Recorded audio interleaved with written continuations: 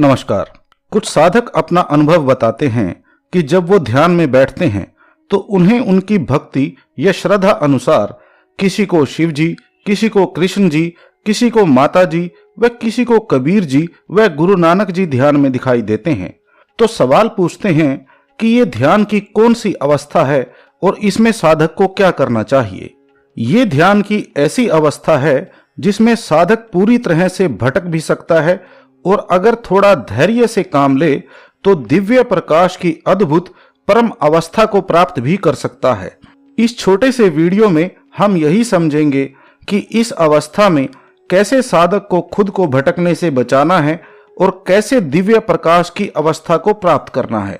इस अवस्था को आप ऐसे समझिए कि जैसे कि अपने दिनचर्या के काम करते हुए हमारा शरीर और दिमाग पूरी तरह एक्टिव होता है, लेकिन जब हम ध्यान में बैठ जाते हैं तो हमारी शारीरिक क्रिया बंद हो जाती है, लेकिन मन एकदम शांत नहीं होता। इसीलिए साधक अलग अलग विधियों से मन को शांत करते हैं। कोई सांसों पर ध्यान करता है तो कोई मंत्र जाप करता है, जिससे आप शारीरिक तौर पर जड़ हो जाते हैं।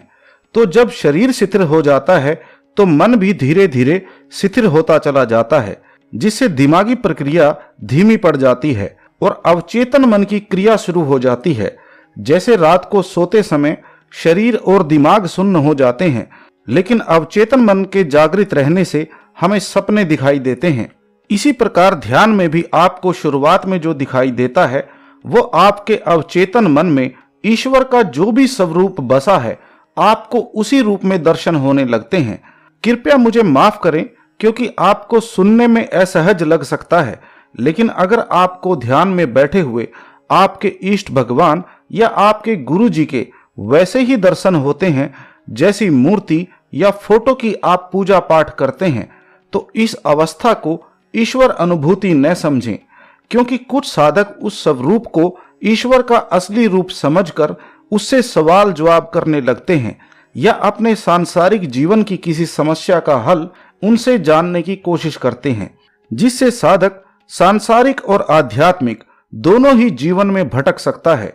क्योंकि फिर साधक हर रोज ध्यान में बैठते ही उसी स्वरूप के दर्शन करना चाहता है, जिससे साधक ध्यान की एक अवस्था में नीचे गिर जाता है। क्योंकि आपको जब अचानक से ईश्वर स्वरूप या गुरु के दर्शन होते हैं तो वो आपके अवचेतन मन में जो ईश्वर के लिए प्रेम और भक्ति है उसके कारण होते हैं। लेकिन अगर कोई साधक दिमागी कल्पना से उस स्वरूप के दर्शन करता है तो ये महज एक मन की कल्पना होती है जो ज्यादा देर नहीं टिक सकती। इसीलिए अगर साधक को उनके इष्ट या गुरु का फोटो या मूर्ति स्वरूप ध्यान में नजर आए तो इस अवस्था को ईश्वर अनुभूति न समझें। इससे साधक के मन में ईश्वर या गुरु के प्रति बहुत सारी शंकाएं पैदा हो जाती हैं। इसीलिए अब समझते हैं कि कैसे आप इस अवस्था से दिव्य प्रकाश की अवस्था को प्राप्त कर सकते हैं। जब आपका पूरा ध्यान मंत्र जाप या श्वासों पर केंद्रित होता है और आप स्थूल आंखों के पीछे के अंधकार में कुछ भी देखने या खोजने की कोशिश नहीं कर रहे होते, तो उस वक्त अचानक ही आपको ऐसा महसूस होता है जैसे कि अंधकार में कोई आकृति उभर रही है। यही आकृति धीरे धीरे आपके इष्ट भगवान या गुरु का रूप धारण कर लेती है। आपको इस अवस्था में मन को उत्साहित व विचलित नहीं होने देना है और न ही उस स्वरूप के पूरे शरीर पर ध्यान डालकर परखने की जरूरत है। आप उस स्वरूप के सिर्फ चेहरे पर अपने ध्यान को केंद्रित कर लें और पूरे प्रेम व श्रद्धा से उस स्वरूप को निहारते रहें। उस अवस्था का कोई मतलब खोजने की कोशिश न करें, क्योंकि इस अवस्था को गुरु का ध्यान करना व अंदरूनी त्राटक ध्यान कहा जाता है। आपको सिर्फ एक टक जितनी देर भी हो सके उस चेहरे को देखते रहना है।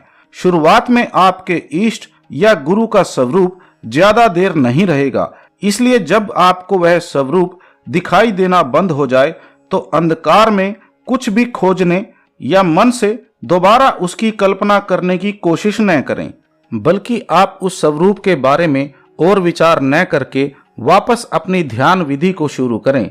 जैसे कि अगर आप पहले मंत्र जाप कर रहे थे तो फिर से आप मंत्र जाप करने लग जाएं। जब आपका ध्यान दोबारा केंद्रित होता है तो फिर से आपको वैसे ही उस स्वरूप के दर्शन होते हैं।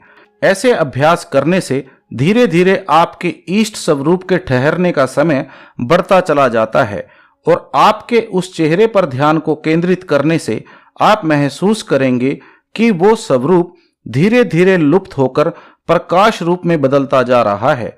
और अगर आप उस स्वरूप के प्रकाश में बदलने की क्रिया पर ध्यान को केंद्रित रख पाते हैं तो आपकी आंखों के सामने अचानक से इतना प्रकाश प्रकट हो जाता है जितना प्रकाश आपने अपने जीवन में खुली आंखों से कभी न देखा हो। इस अवस्था में अचानक से घबराहट में साधक की आंख खुल जाती है, लेकिन उसे खुली आंखों से भी अपने आसपास प्रकाश ही प्रकाश नजर आता है। ऐसे में साधक को घबराना या डरना नहीं चाहिए, क्योंकि कुछ ही सेकंड्स या मिनटों में आप बिल्कुल नॉर्मल हो जाते हैं। आपको आपकी आंखों से नॉर्मल दिखाई देना शुरू हो जाता है। ये दिव्य प्रकाश दर्शन करने की एक अलग विधि है जिसमें गुरु या इष्ट के स्वरूप पर ध्यान किया जाता है। और जिन साधकों के साथ ऐसा अनुभव नहीं होता उनको बिल्कुल भी निराश होने की जरूरत नहीं है, क्योंकि ऐसा नहीं है कि मंत्र जाप या श्वासों पर ध्यान करने से या अनहद नाद ध्यान करने से दिव्य प्रकाश दर्शन नहीं होते। अनहद नाद और दिव्य प्रकाश दोनों एक ही शक्ति के दो रूप हैं। जो साधक अनहद नाद ध्यान कर रहे हैं वो भी जब अनहद नाद की सूक्ष्म धुन में खुद को एक लय कर देते हैं तो उन्हें भी अनहद नाद सुनने के साथ साथ दिव्य प्रकाश के दर्शन भी इसी प्रकार होते हैं। एक बात समझिए कि हर एक ध्यान विधि का सबसे महत्वपूर्ण पड़ाव दिव्य प्रकाश या अनहद नाद तक पहुंचना ही है। तो दिव्य प्रकाश व अनहद नाद की सूक्ष्म धुनों तक पहुंचने से पहले साधक को जो भी शारीरिक और मानसिक अनुभव होते हैं वो सभी आपकी आध्यात्मिक यात्रा के छोटे छोटे पड़ाव मात्र हैं। आपकी असली अंदरूनी आध्यात्मिक यात्रा खुद को दिव्य प्रकाश या अनहद नाद के साथ एक लय करने से ही शुरू होती है, क्योंकि ध्यान में आप अनहद नाद और दिव्य प्रकाश के अलावा किसी भी शक्ति या दर्शन पर विश्वास नहीं कर सकते। दिव्य प्रकाश के बारे में विस्तार से किसी और वीडियो में समझेंगे। तो आशा करता हूं कि आज के वीडियो से उन साधकों को कुछ मदद मिलेगी जो अपने गुरु व इष्ट के दर्शन होने को लेकर सवाल पूछते हैं। फिर भी आपके कुछ सवाल हों तो आपके कमेंट्स का स्वागत है। आपका समय देने के लिए बहुत बहुत धन्यवाद।